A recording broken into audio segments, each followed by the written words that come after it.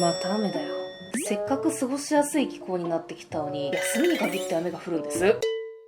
最近こんなお言葉をいただきました。ラジコンって組み立て式の方がいいんでしょうかというね。確かに箱開けてバッテリー充電して電池入れればすぐ走れるっていう、それはそれでね、すごくいいものなので、私は完成品も好きです。でも私が組み立てモデルを選択することが多い理由って、何よりも組み立てが楽しいから。ということで今日も雨が降ってしまったので組み立てていきますよ。こちらタミヤランチボックスブラックエディション。はい、ご存知の方もいらっしゃるかもしれませんが、私すでにランチボックス持ってます。こちらですね。パイセンカラーに塗ったやつ。でもね、ランチボックスってなぜか年に1回くらい組み立てたくなる不思議な魅力を持ったマシンなんですね。そしてちょっと豆知識。このランチボックス、実はモデルになったであろう車が存在しています。それが1980年代半ばにアメリカで活躍していたモンスタートラックで、ローリン・サンダーっていうマシンがいたんですね。1972年式のダッチ・トレーズマン。こっちのラム版ですね。これをベースにモンスタートラックに改造されたのがローリン・サンダーで、デトロイトディーゼル社っていう今でもあるエンジンメーカーのおおむね 7000cc のエンジンをぶっ込んだやんちゃなマシンが、おそらくランチボックスのモデルなんじゃないかなと思います。ということで今回はこの子を組み立てていこうと思います。早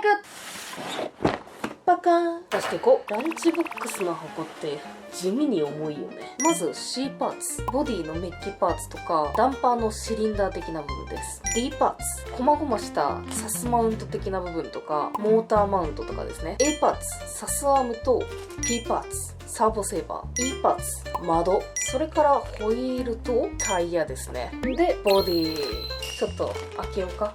ブラックエディションは最初から黒い樹脂でできてて、塗らなくてもそれっぽくかっこよくできるっていうね。いいよね。通常のイエローの方だと白い樹脂なので塗らないといけないっていうね。ちょっとこう落とし穴かもしれないですよね。そしてメインシャシー。これも開けよう。このゴテゴテとしたね、もうまさにランチボって感じで、次にギアボックス。これはホーネットとかグラホとかと同じ系のやつですわな。で、箱の方も開けていくよ。パカン。バンパー、ドラシャとかダンパーのロッドとか金属パーツがいっぱい入った袋。これはデフだね。で、工具とかピニオンとかスパーとかいっぱい入ってるやつ。540モーター。パーツバッグは A、B、C、D。てか、ネジ少ないよね。で、最後に説明書とボディステッカー。これ説明書もちゃんとブラックエディションってなってるんだね。なんか最近シビアなことばっかり言ったりやったりしてた気がするから、ほっこりするね。それでは楽しませていただきましょう。いただきます。お、いきなりメカが出てくるね。今回は久々に MX6 使っていこうかな。で、今回も最初からハイトルクサーボセーバーと、ランチボって切れ角がすごい少ないんですよね。なので、こちら、チェリスクラフトさんの切れ角アップステー。これだけ使いながらやっていこうかなと思います。取り付けにちょっと加工が必要なんですけどね。で、これはアルミなんですけど、結構前にアルミからカーボンに切り替わったみたいなんですよ。ちょっと最近カーボンの方もソールドアウトしてるっぽいので、まだ手に入るのかな。まあいいや、やっていこう。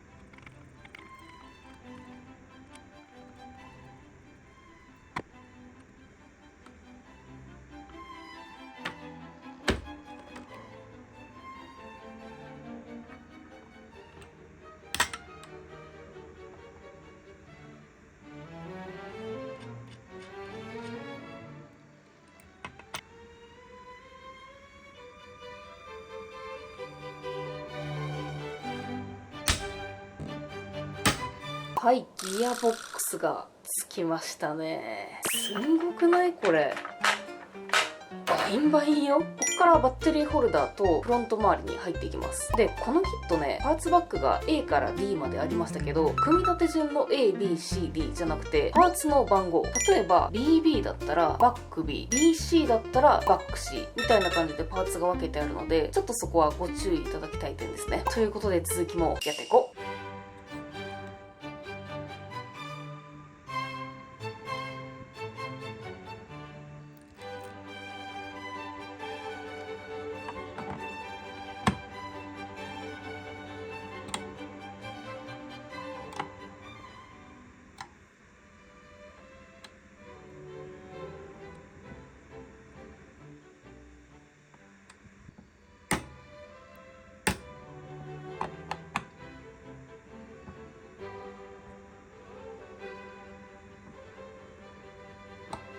ここでアップライトが登場しますが、切れ角アップのためにちょっと加工していきます。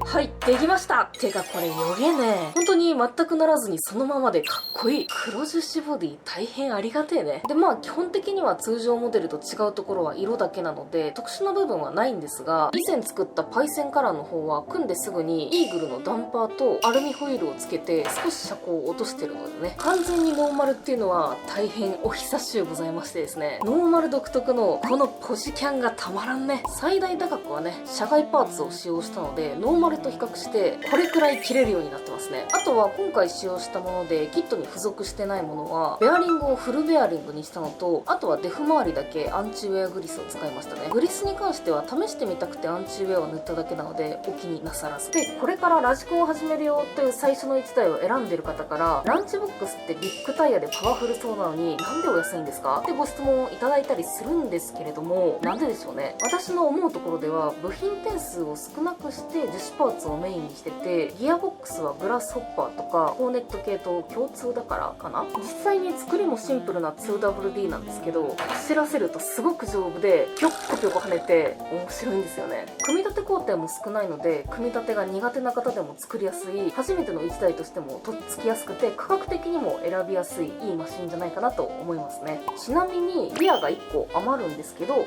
心配ご無用です。使いません。なんかこう手のひらのマッサージとかにご活用いただけければいいかなと思います。で、結構ね、大きさが想像しにくいと思うので、他のマシンと比べてみましょうかね。グラスホッパーと比べるとこんな感じ。DT04 と比べるとこんな感じ。ツーリングカー系と比べるとこんな感じ。ちょっとキャタピラ仕様なんですけど、コングヘッドと並べるとこんな感じ。リアル RC 系のタンドラと比べるとこんな感じ。スカッシュバンボディを乗せたアグリオスと並べるとこんな感じ。私的には大きすぎず小さすぎずのちょうどいいサイズ感だと思いますね。で、このランチボックスですね、しっかり組み立ててもフロントがポヨンって浮いて、アンダーステアっていう次元を超えたアンダーステアなので、そう簡単に言うことを聞きません。なので、そんなにシビアに組み立てなくても大丈夫です。ガッチャンガッチャン走らせて楽しみましょう。ただね、ギア比が 14.7 対1でありながらも、タイヤがでかいので結構速いんですよ。なのでね、人通りとかお散歩中のワンちゃんとかに十分気をつけていただいて、広いところでバインバインさせて楽しんでいただきたいなと思います。私もこのマシンはね、久々に濡らずにがっつり遊んだり、あんなことしたりこんなことさせたりしてみようかなと思い